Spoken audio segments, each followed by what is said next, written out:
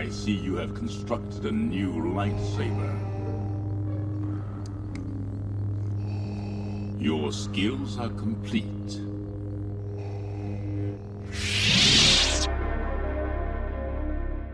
I'm Enigma and I'm a qualified body language analyst and private investigator, and today I'm going to be taking a look at one of my favourite scenes from the original trilogy, where Luke surrenders to the Empire to confront Vader on the Forest Moon of Endor. So, let's take a look. I told you to remain on the command ship. A small rebel force has penetrated the shield and landed on Endor. Yes, I know. My son is with them. Are you sure? I have felt him, my master. Strange that I have not. I wonder if your feelings on this matter are clear, Lord Vader.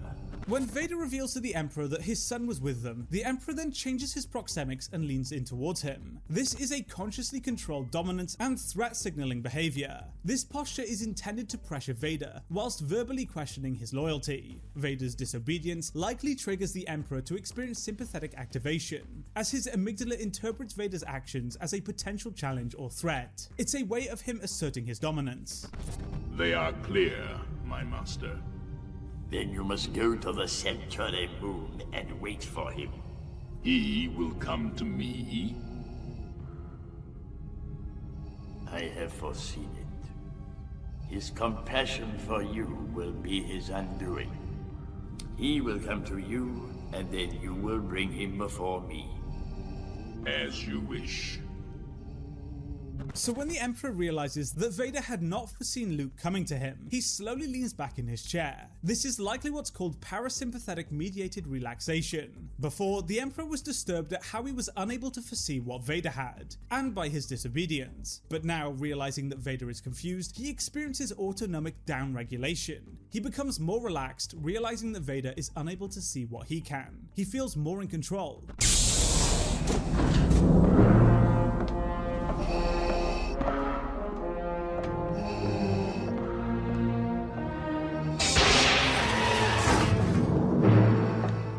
This is a rebel that surrendered to us. Although he denies it, I believe there may be more of them, and I request permission to conduct a further search of the area. He was armed only with this. So Vader's eye contact lingers on Luke here, before snapping his attention toward the commander. Seeing Luke generates intense emotion, which is processed by his amygdala. This then triggers limbic activation, producing brief attentional fixation on Luke, which he then snaps out of. Vader is busy processing his emotions before diverting his attention to meet the social demand. It's a super subtle but noticeable gesture. Good work, Commander. Leave us. Conduct your search and bring his companions to me. Yes, my lord. The Emperor has been expecting you. I know, Father. So, you have accepted the truth. I've accepted the truth that you were once Anakin Skywalker, my father. That name no longer has any meaning for me. It is the name of your true self you've only forgotten. I know there is good in you. The Emperor hasn't driven it from you fully. That was why you couldn't destroy me?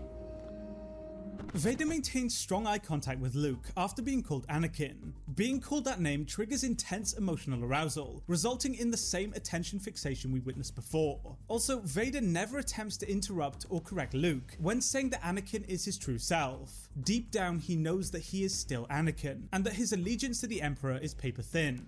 That's why you won't bring me to your Emperor now.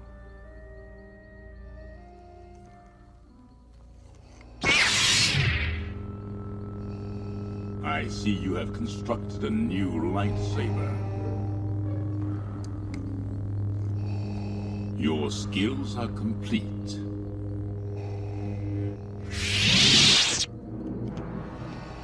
Indeed, you are powerful, as the Emperor has foreseen.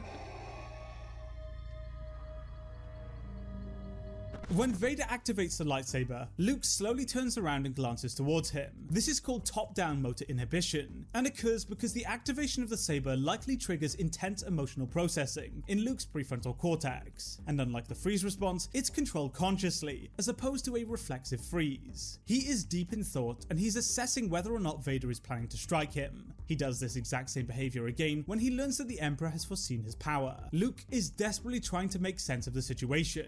And interestingly, Vader shifts his proxemics and actually disengages socially by turning away when telling Luke that the Emperor has foreseen his power. I really don't think that he's trying to sway Luke to the dark side here, as you would not expect a break in attention like that. Come with me. Obi-Wan once thought as you do. You don't know the power of the dark side. I must obey my master. I will not turn, and you'll be forced to kill me. If that is your destiny. Search your feelings, Father. You can't do this. I feel the conflict within you. Let go of your hate. It is too late for me, son. Vader is completely conflicted here. He disengages socially, only to then re-engage when thinking about Obi-Wan and the dark side. He becomes emotionally triggered here, and he then turns and says his infamous line about the dark side. But his vocal tone is more emotional and aggressive, despite Luke not doing anything to warrant this response. Vader is filled with internal conflict, which triggers the emotional arousal that we see on full display here. The Emperor will show you the true nature of the Force. He is your master now.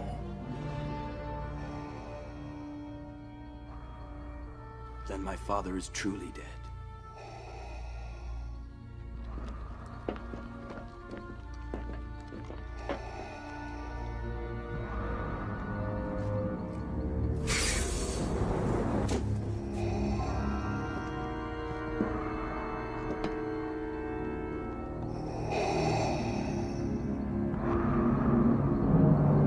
So Vader's voice throughout this entire scene is completely inconsistent. He goes from speaking casually with Luke to speaking in a more authoritative and stern tone. He's conflicted here, which is why his nonverbals appear inconsistent. And then we see something really revealing. Once Luke leaves, Vader immediately does a grounding behavior, resting his weight on the railing. We do this to generate proprioceptive feedback in the brain that helps regulate our emotions and calm us down by providing a stabilizing sensation. Vader is emotionally torn here and is filled with uncertainty, which is why we see him self-regulating here. And these two scenes just beautifully show the conflict within Vader and the tension with the Emperor. Both are really good scenes.